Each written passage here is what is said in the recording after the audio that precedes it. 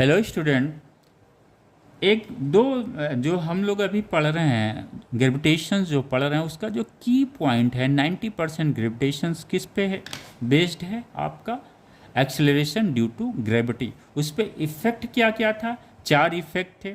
एक तो above the surface जब जा रहा है फिर क्या जी में चेंजेज आता है, बिलो द अर्थ सरफेस जा रहा है तो जी में क्या चेंजेज आ रहा है, 2 हो गया। तीसरा क्या था? जब अर्थ अपने एक्सिस पे रोटेट करती है फिर क्या जी में चेंजेज आता है। तो हम 2 चेंजेस को पढ़ते हैं।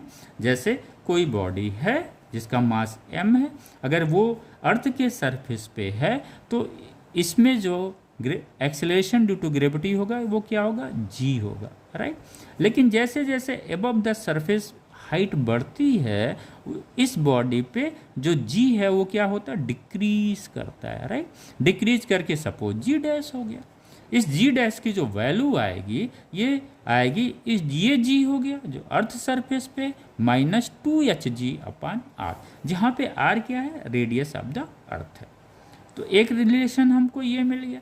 सिमिलरली जब ये अर्थ सेम एच डेप्थ पे आता है यानी बिलो द सरफेस आता है कितना? एच डेप्थ पे, तो इससे जो रिलेशंस मिलता है ये G dash equal to G minus H G upon R. यहाँ पे 2hg/r है, यहाँ पे hg/r है। यानी अगर हम इसका डिफरेंस निकालें तो और ये दोनों केस में g is greater than g dash है तो ये हमें दूसरा रिलेशन मिलता है g minus g dash equal to hg/r। अगर अब हम देखते हैं ग्रेविटेशनल डिफरेंस, अगर फर्स्ट केस में देखें तो 2hg/r है। सेकेंड केस में जब डेप्थ में देखते हैं तब कितना ग्रेविटेशनल डिफरेंस आ रहा है?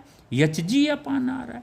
यानी उस पर हम कह सकते हैं जो डेप्थ के अंदर जो डिफरेंस ग्रेविटेशनल एक्सेलरेशंस का आ रहा है और जो यहाँ पे आ रहा है इस पे जो डिफरेंस आ रहा है हाइट पे जाने पे वो 2 टाइम्स इसके होगा, राइट। 2 times of this. इसका दूसरा वर्ड्स भी हम लिख सकते हैं, चाहे रेट लिख सकते हैं चाहे डिक्रीज ऑफ एक्सेलरेशन कह सकते हैं। ऐसे रेट हटा दिया जाए, कंफ्यूज करेगा आपको। लिखते हैं decrease of acceleration due to gravity with height is equal to 2 times the rate of decrease of acceleration due to gravity with h, right. ये जो है हाइट इधर सेम होनी चाहिए, यहाँ डेप्थ सेम होना चाहिए, तब ये 2 टाइम्स डिक्रीज करता है। Thank you.